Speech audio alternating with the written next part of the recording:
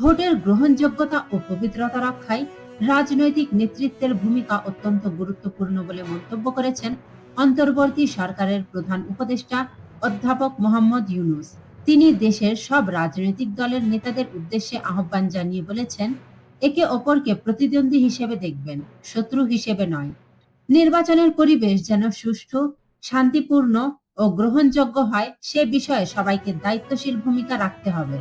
মহান বিজয় দিবস উপলক্ষে মঙ্গলবার ১৬ই ডিসেম্বর জাতির উদ্দেশ্যে দেওয়া ভাষণে এসব কথা বলেন তিনি। প্রধান উপদেষ্টা বলেন, আসন্ন নির্বাচন ও গণভোট বাংলাদেশের ভবিষ্যৎ নির্ধারণের একটি ঐতিহাসিক সুযোগ। কোন ধরনের রাষ্ট্র আমরা চাই, দেশের চরিত্র, কাঠামো ও অগ্রযাত্রার দিক নির্দেশনা সবকিছুই নির্ভর করবে এই গণভোটের ফলাফলের ওপর। অধ্যাপক ইউনূস জানান, সরকার চায় নির্বাচন হোক উৎসব মুখর, অংশগ্রহণমূলক, শান্তিপূর্ণ এবং সর্বোপরি সুষ্ঠু। এ লক্ষ্যে নিরাপত্তা ব্যবস্থা, প্রশাসনিক প্রস্তুতি, প্রযুক্তিগত সহায়তা এবং নির্বাচন পর্যবেক্ষণের প্রতিটি ধাপকে গুরুত্বের সঙ্গে বিবেচনা করা হচ্ছে। একটি গ্রহণযোগ্য নির্বাচন আয়োজনের জন্য প্রয়োজনীয় সব ব্যবস্থা নেওয়া হবে বলেও তিনি আশ্বাস দেন।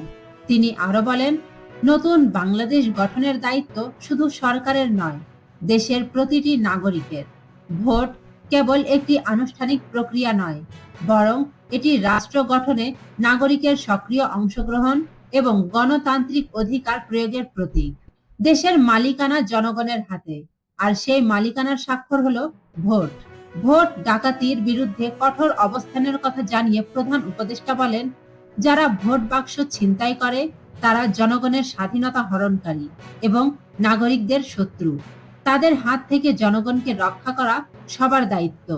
তিনি নাগরিকদের আহ্বান জানান, নিজেদের ভোট সযত্নে ভোট বাক্সে দেওয়ার এবং কোনো বাধা সৃষ্টি হলে সুশৃঙ্খলভাবে প্রতিরোধ করে আইন শৃঙ্খলা বাহিনীর সহযোগিতা নেওয়ার।